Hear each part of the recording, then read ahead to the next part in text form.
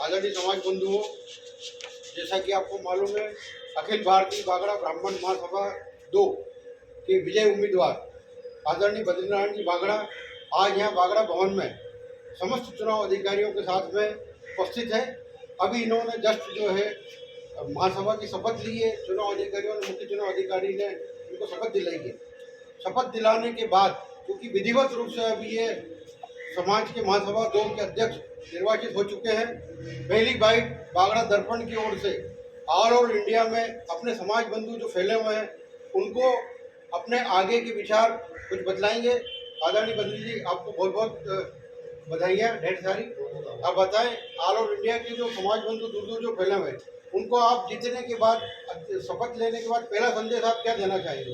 अखिल भारतीय बागड़ा ब्राह्मण महासभा चुनाव 2022 के संपन्न होकर जो रिजल्ट परिणाम आकर आज जो शपथ ग्रहण मुख्य चुनाव अधिकारी महोदय माननीय अब्दुल जी द्वारा और सभी चुनाव आयोग के संयोजक महोदय धनौर जी, गणेश जी, सभी मनमोहन जी, हरिशंकर जी, कैलाश मेहता साहब, जितने भी चुनाव आयोग की टीम थी उनके समकक्ष आज जो शपथ ग्रहण हुआ और शपथ लेने के बाद जो आपने पहले इंटरव्यू की और बात की बात कही, उसके लिए मैं जगदीश महाराज के चरणों में नमन करते हुए, समाज माता के चरणों में नमन करते हुए कहना चाहता हूँ कि समाज के सहयोग से और समाज के आशीर्वाद से जो आपने आशीर्वाद देकर विजय बनाकर जो आज आपने शपथ दिलाई समाज माता ने और जगदीश गाड़ी ने, मैं उनके चरणों में नमन करते हुए कहना चाहता हूँ कि सभी समाज के सहयोग से जो हमारे काम पहले चल रहे थे उनको आगे बढ़ाते हुए और सामाजिक बच्चों के लिए, जो बच्चे और बच्चियां हैं उनके लिए शिक्षा के उत्थान के रूप में जो हॉस्टल की बात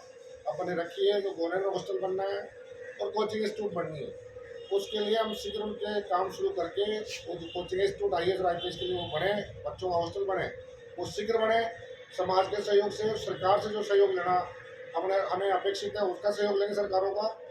और जो प्रताप नगर में जो फाइल अपन ने 32 मीटर चला रखी है उसका अपन जो उसका प्रोसेस करना, तुरंत सरकार से प्रोसेस करा के उसको अलॉटमेंट करा के दोनों जो भवन बनने वो भवन बने।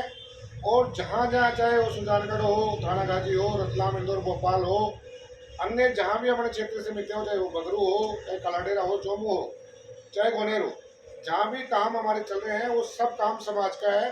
सबके सहयोग से, सबको क्षेत्रीय स्तर पर बातचीत करके जो राइट के काम है उनको सबको समाज के सहयोग से हम हाथ में लेंगे और समाज को आगे बढ़ाने का, समाज की मर्यादा और समाज का अनुशासन कायम रखते हुए समाज का गौरव हम सब मिलकर आगे बढ़ाएंगे। बद्री जी, आपको इतना आत्मविश्वास था कि आप उस दिन हरिवन में, हम लोग भी आए थे तो कम से कम 3000 लोगों की भीड़ थी और जिस प्रकार से जैसी विजय की घोषणा हुई, सबसे पहले आपने मंच पे खड़े होकर बागौ ऋषि भवन जो गौरव है, बागड़ों का जो गौरव है, उसके लिए 20 मिनट के अंदर जो 30 लाख रुपए इकट्ठे किए, इसका मतलब आपको पहले से जीत के प्रति आप पूरी तरह से आश्वस्त थे। जीत तो और हार का प्रश्न नहीं है, हम समाज सेवा के लिए उतरे हैं। हार होती तो भी तय लगन से काम करते हैं, जीत हुई तो भी वही लगन से काम होगा। हम चुनावों को एक मर्यादित और ये जो संविधान में अपन ने दिया 5 साल चुनाव होना चाहिए, वो एक चुनाव की प्रक्रिया होती है। चुनाव समाज में निर्विरोध होना चाहिए, काम करने वाले निर्विरोध भी काम कर सकते हैं। आज कई लोग आरोप लगाते हैं इतनी गाड़ियाँ चली, इतना पैसा खर्च हुआ। अब लोग नहीं समझते तो विधिवत चुनाव भी होने चाहिए, नहीं माने तो उसका लोकतंत्र में सबको अधिकार है चुनाव लड़ने का। उसमें हारने वाले को विचलित नहीं होना चाहिए और जीतने वाले को बैलेंस रहना चाहिए। हार और जीत दो पहलू है, वो पैरेलल चलने चाहिए। ये नहीं कि हार गए तो मायूस हो गए, जीत गए तो उछल रहे हैं, ये नहीं चलेगा समाज में। समाज का चुनाव था और इस चुनाव को जिस रूप में समाज ने लिया, जो अदर कास्ट की एंट्री हुई समाज के चुनाव में, वो गलत है। अदर कास्ट का इस चुनाव में एंट्री नहीं होना चाहिए था। तो जो परिपाटी अदर कास्ट वालों की पनपाई है, राजनीतिक शक्तियों ने एंट्री की है, वो गलत है। जो राजनीतिक शक्तियां केंद्र बिंदु बनी हुई थी इस चुनाव को लेकर, वो मैं इसकी घोर निंदा करता हूँ कि समाज का चुनाव समाज के स्तर पर होना चाहिए। कईयों को ये डर था कि आमेर आएंगे, अरे भाई हम कोशिश आमेर क्या, हम लोकसभा MP की जयपुर की भी करेंगे, जयपुर के बाहर की भी करेंगे, राज्यसभा मेंबरों की भी करेंगे, विधायकों की भी करेंगे, क्यों नहीं करेंगे?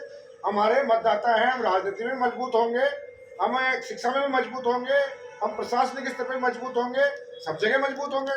और डरने वाले डरें, हम मजबूती से हमारा पक्ष रखते हुए राजनीति में बढ़ाएंगे हमारे कदम, और एजुकेशन के माध्यम से IAS और IPS में बढ़ाएंगे हमारे कदम, सब जगह कदम बढ़ाएंगे। निश्चित रूप से आपका ये जो ध्येय, ये जो लक्ष्य समाज का है, तो आप कितनी जल्दी अपनी कार्यकारिणी नई जो महासभा अभी की टीम अभी बनाने का अभी जा रहे हैं? आगे आगे दीपावली का त्योहार आ रहा है।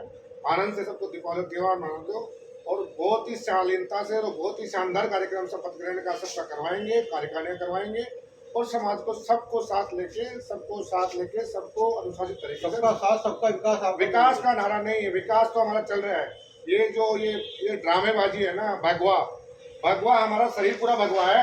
ये दिखाने से भगवा नहीं थे, सोच भगवा होनी चाहिए। भगवान राम की जो सोच, मर्यादा पुरुषोत्तम की जो सोच, उसको धरातल पे उतारने के लिए चुनाव के परिणाम में तो जिसके भगवान राम की जो सोच है वो धरातल पे उतरनी चाहिए। चुनाव तक सीमित नहीं होनी चाहिए। करने वाले को कौन मना करता है? काम करे ना आप समाज सेवा के। इतने लोग चुनाव लड़े, मैं कहता हूँ इतने लोग चुनावों में मेहनत करी। ये जो काम पड़े हैं पेंडिंग, चाहे वो जयपुर का हो, चाहे गोनेर का हो, चाहे और कहीं का हो, सब लगे ना कलेक्शन में, सब लगे ना सरकार के साथ हमारे पीछे, और काम होंगे तुरंत। इतना जोश चुनाव में दिखाते हैं, इतनी नेगेटिव बातें चुनाव में करते हैं। अब लगो ना साथ, विकास काम में लगो, अपने आप विकास होगा। मतलब आप चाहते हैं कि बड़े बुजुर्ग युवा जो जिन्होंने सबने जो जोश मैं ये कहता हूँ युवा नहीं, सारे लोग, मैं ये कहता हूँ बच्चियां, माताएं, बहनें, बड़े बुजुर्ग, युवा, तो वो कहते हैं युवा शक्ति। अरे लगो भाई युवा शक्ति, जहाँ शक्ति दिखाने वहाँ शक्ति दिखाओ ना। हमें समाज के काम करने, हमारे समाज सेवा काम कर लेना है, और जो युवा, जो नौजवान समाज के लिए काम में आगे आएगा उसको हम आगे बढ़ाएंगे। हम पीछे रहेंगे, उसको आगे बढ़ाएंगे। आप करो तो सही काम। और जो नेगेटिव बातें चुनाव में की है, और समाज के प्रति नेगेटिव बात नहीं होनी चाहिए। चुनाव खत्म हो चुका, सबको मिलके सबके साथ हम आगे बढ़ेंगे और सबको साथ लेंगे। आखिरी प्रश्न ये है कि आप कार्यकारिणी के जो मानो 150 लोग जो चुन के आए हैं वो, या 28,000 मेंबर, या 7 या 8 लाख जो अपने समाज बंधु है, उनका नेतृत्व गलत आकलन आपका 7 लाख 8 लाख, वो तो आकलन करेंगे अपन कितने हैं। अपन संदेश ऐसा नहीं दे रहे हैं। समाज पूरा जो है, जितना भी जो इस धरती पे हमारा समाज का जन्म ले लिया, वो सब हमारे मालिक है। और सबको, सबकी मतगणना, सबका ऐप बनेगा, ऑनलाइन मेंबरशिप होगी। और मैं ये कहना चाहता हूँ, 201 रुपये वाली बात चुनाव में आई। 201 रुपये आजीवन मेंबरशिप के लिए अपन समाज के लिए योगदान नहीं दे सकते। समाज का कैसे भला होगा? आज महेश्वरी समाज हमारी जनसंख्या में कम है, 5100 रुपये उनकी आजीवन मेंबरशिप है। 201 रुपये आप समाज के लिए आजीवन नहीं दे सकते हो, फिर समाज कैसे आगे बढ़ेगा भाई? किस एक संगठन का एक नियम होता है, संगठन का कायदा होता है, कानून होता है कि संगठन की मेंबरशिप लिए बगैर संगठन का मेंबर नहीं बन सकता है। कोई भी चाहे एनजीओ चाहे कोई सी भी, आप जितनी भी समाज है उनके सबके संगठन बने और वो सबकी मेंबरशिप है। चलिए धन्यवाद आपको बहुत बहुत। बहुत बड़ा